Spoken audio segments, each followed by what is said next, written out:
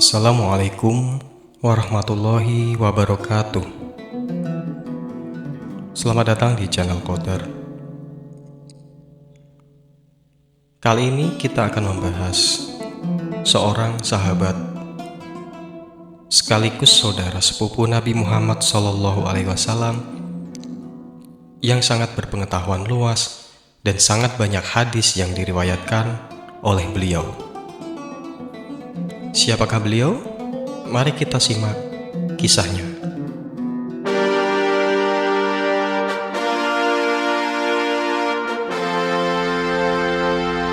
Ialah Abdullah bin Abbas, merupakan seorang sahabat sekaligus saudara sepupu Nabi Muhammad SAW. Nama Ibnu Abbas juga digunakan untuk membedakannya dari Abdullah yang lain. Ibnu Abbas adalah pribadi yang berpengetahuan luas. Sangat banyak hadis yang diriwayatkan melalui Ibnu Abbas. Beliau juga merupakan kakek dari Imam Muhammad al-Abbasi yang menjadi ayah dari satu imam revolusi Abbasiyah, yakni Ibrahim al-Imam, dan dua khalifah dari kekhalifahan Abbasiyah, yakni Abu Abbas Abdullah as-Saffah dan Abu Ja'far Abdullah al-Mansur. Salah satu sahabat Nabi terdekat ini lahir ketika Nabi sudah 10 tahun menjalankan dakwah. Nabi SAW mendoakan Ibnu Abbas kecil yang menyediakan wudhu Nabi di tengah malam. Ya Allah, berikan dia keahlian dalam agamamu dan ajarilah ia tafsir kitabmu. Dalam kitab Fathul Bari, Imam Ibnu Hajar al-Asqalani mencatat riwayat tentang Sayyidina Ibnu Abbas. Berikut riwayatnya. Abdullah bin Muhammad menceritakan kepada kami, ia berkata, Hashim bin Al-Qasim bercerita, Wirqa bercerita dari Ubaidillah bin Abi Yazid dari Ibnu Abbas.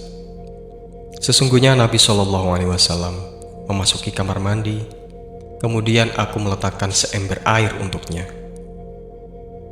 Rasulullah berkata, siapa yang meletakkan ini? Kemudian diberitahukan bahwa itu adalah Ibnu Abbas.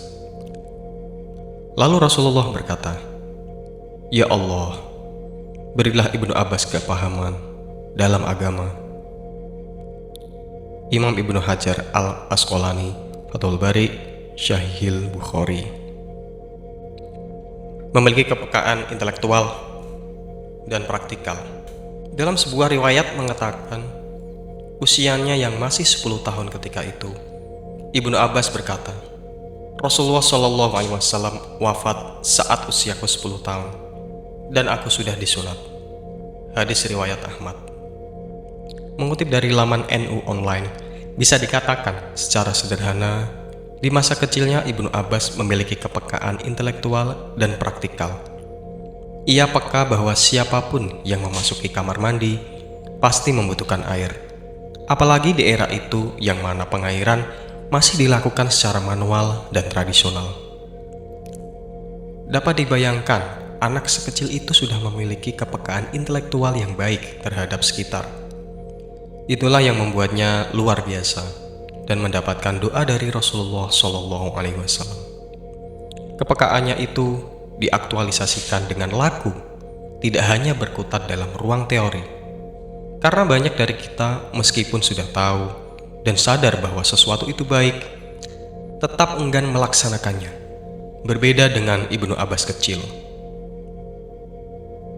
Hal ini menunjukkan kecerdasan laku dan pikiran yang membuat takjub Rasulullah SAW bahwa anak ini di usia belia sudah menjangkau kepekaan yang luar biasa. Memiliki inisiatif untuk berbuat baik dan paham akan situasi, kondisi, dan kebutuhan orang lain. Artinya, Sayyidina Abdullah bin Abbas sudah memahami sesuatu tanpa instruksi. Ia dapat menafsirkan keadaan dengan baik dan bertindak sesuai dengan penafsirannya yang baik pula. Untuk mencapai kepekaan atau memahami sesuatu tanpa instruksi, tidak banyak orang yang bisa, atau bisa dikatakan juga enggan untuk bisa karena tidak pernah merenung dan berpikir tentangnya.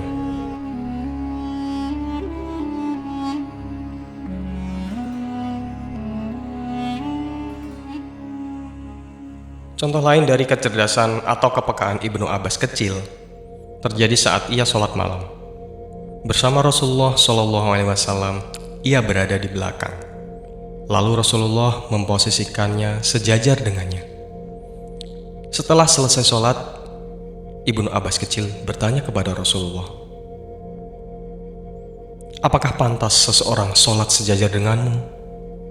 Padahal engkau Rasulullah SAW, orang yang dikaruniai Allah." Mendengar itu, kemudian Rasulullah berdoa kepada Allah agar menambahkan pemahaman dan ilmu untukku. Ini menunjukkan bahwa Ibnu Abbas kecil memiliki kesadaran dan kecerdasan akhlak yang luar biasa. Ia sudah tidak berpikir tentang unggah-ungguh, sopan santun, dan etika yang paling pantas saat bersama Rasulullah. Tentu saja hal ini tidak lepas dari teladan yang ditampilkan Rasulullah, sehingga Ibnu Abbas kecil bisa menyerapnya, memahaminya, dan menerapkannya dengan baik. Setelah didoakan oleh Rasulullah, Sayyidina Abdullah bin Abbas terus membersamai Rasulullah, berkhidmah, dan belajar darinya. Tidak heran jika ia mendapatkan banyak pelajaran dan doa dari Rasulullah SAW dan menjadi ahli Al-Quran yang sangat mumpuni. Ibnu Abbas berkata, Rasulullah SAW mendoakanku dengan banyak kebaikan, dan beliau berkata, sebaik-baik penerjemah atau penafsir Al-Quran adalah kau.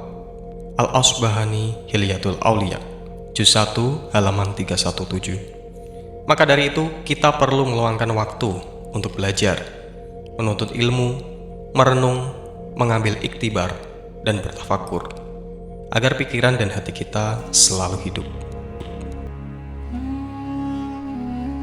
Dia merupakan anak dari keluarga yang kaya, dari pedagang bernama Abbas bin Abdul Muthalib. Maka dari itu dia dipanggil Ibnu Abbas, atau anak dari Abbas.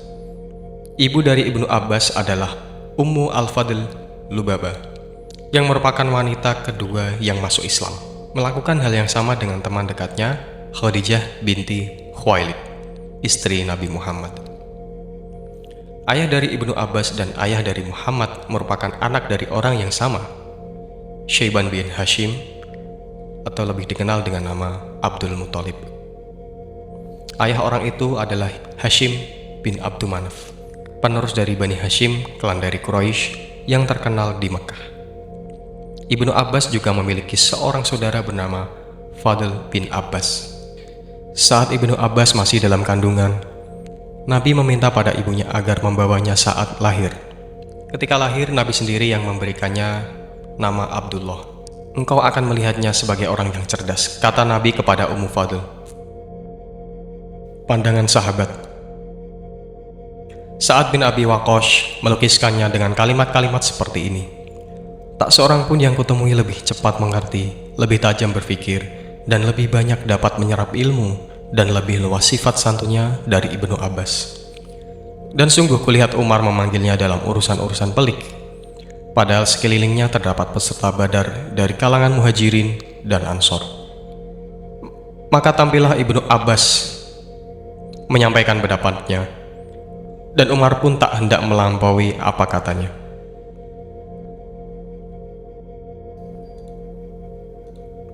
Ketika membicarakannya, Ubaidillah bin Utbah berkata, tidak seorang pun yang lebih tahu tentang hadis yang diterimanya dari Rasulullah SAW daripada Ibnu Abbas. Dan tak kulihat orang yang lebih mengetahui tentang putusan Abu Bakar, Umar, dan Utsman dalam pengadilan daripadanya. Begitu pula tak ada yang lebih mendalam pengertiannya daripadanya. Ibnu Abi Mulaikah berkata, aku menemani Ibnu Abbas dari Mekah ke Madinah. Maka ketika dia singgah, dia tidak meninggalkan sholat di sebagian malamnya.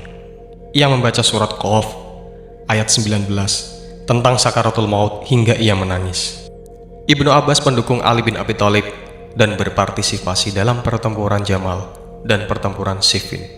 Bahkan ia berhasil membuat 20.000 Khawarij bertobat setelah mendapatkan penjelasan dari Ibnu Abbas tentang kekecewaan mereka kepada Ali dan Muawiyah.